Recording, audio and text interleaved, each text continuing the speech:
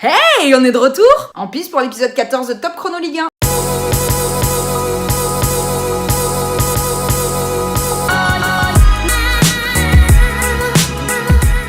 Il s'agit évidemment de Florian Thauvin à l'issue du match entre Amiens et Marseille. Victoire 3-1 des Marseillais. Et 3 buts pour qui?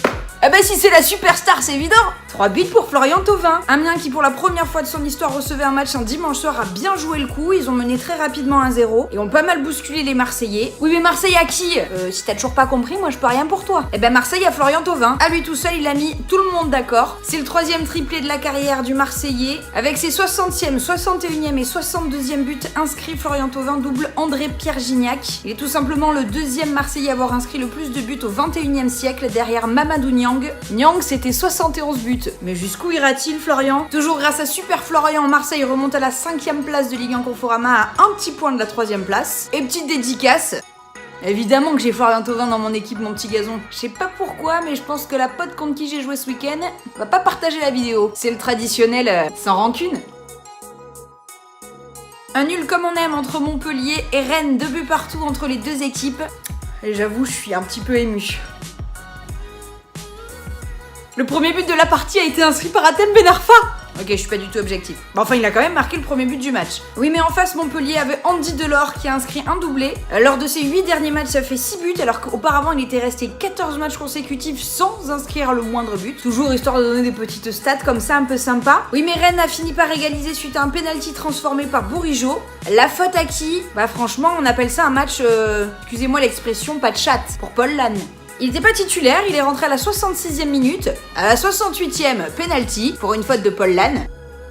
Tu cogites? Et en faisant cette faute, il s'est blessé, du coup il est sorti à la 77e minute. Ça fait 9 minutes de jeu, 4 ballons touchés, un penalty concédé, une sortie sur blessure, et une victoire qui passe sous le nez de l'équipe. Bon, ça arrive à tout le monde les belles perfs comme ça, Paul, hein. Pas grave. C'est pas très grave parce que Montpellier reste quand même 3e de Ligue 1 ce soir.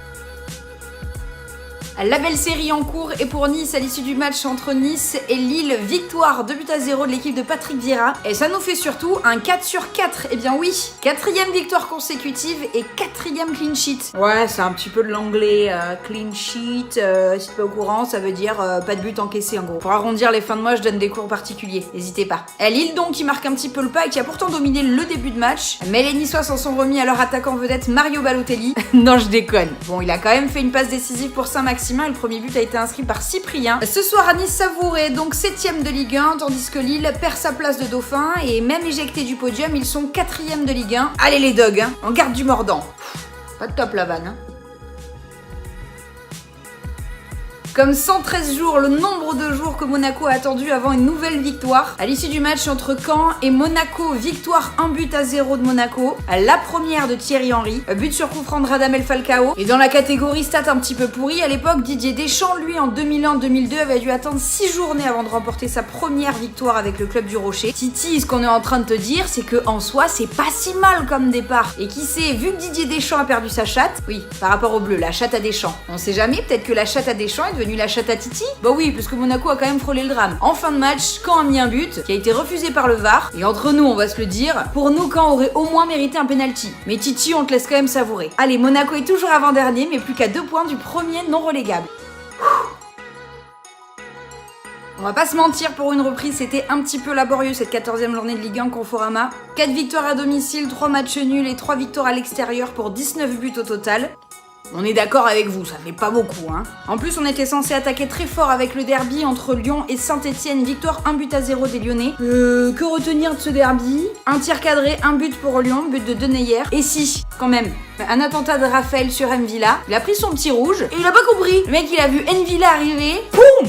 Il l'a découpé en 2. J'ai pas touché moi. À mon avis, la commission a hâte de te voir, Raphaël. Bon coup quand même pour les Lyonnais qui du coup sont seuls dauphins du PSG ce soir. Le PSG, justement, parlons-en. 1-0 face à Toulouse, 14/14. Un but d'une classe mais monumentale pour Edinson Cavani. Tu connais la chanson à revoir sur le site de la Ligue 1 Conforama. Et pour Toulouse, il faudrait commencer à se bouger un petit peu, hein. 10e match consécutif sans victoire et une 15e place de Ligue 1. Eux aussi, ils enchaînent, mais dans l'autre sens, c'est Nantes, avec un match nul obtenu dans les toutes dernières secondes face à Angers, un partout entre les deux équipes. Ça fait 6 matchs consécutifs sans défaite pour les Nantais. Un match très plaisant également entre Strasbourg et Nîmes, victoire à l'extérieur 1-0 des Nîmois. Tant qu'on est dans le promu, on enchaîne avec Reims qui continue de séduire. Ils sont 8e de Ligue 1 après leur victoire 2-1 face à Guingamp. Ouais. T'as entendu, face à Guingamp. C'est loupé comme retour, Jocelyn, hein. Et enfin, Bordeaux est rentré en Gironde avec les boules jusque-là. Un match nul 0-0 sur la pelouse de Dijon avec 2 buts refusés suite à la consultation du VAR. Quand ça veut pas, eh ben ça veut pas. Allez hop, terminé, c'est bon, t'es au point pour cette 14e journée de Ligue 1 Conforama. On continue de se suivre sur les réseaux sociaux ici, Twitter, Instagram, Facebook et YouTube. Et comme d'habitude, portez-vous bien et vive la Ligue 1!